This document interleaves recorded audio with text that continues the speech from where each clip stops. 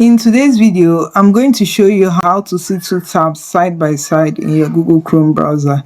Kindly like this video and subscribe to the channel. It helps us more than you can imagine. Thank you. To do this, we want to come over to this.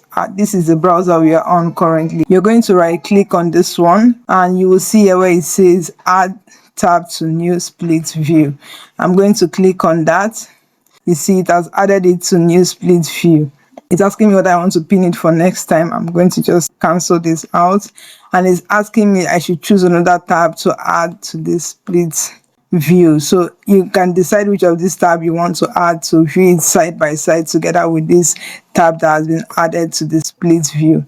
Let's say we want to add this one. You see it has automatically added it to the split view. If at any point you want to switch out any of these tabs or go out from them entirely, just come over here to this sign here and click on it. You see separate views or close left view or close right view.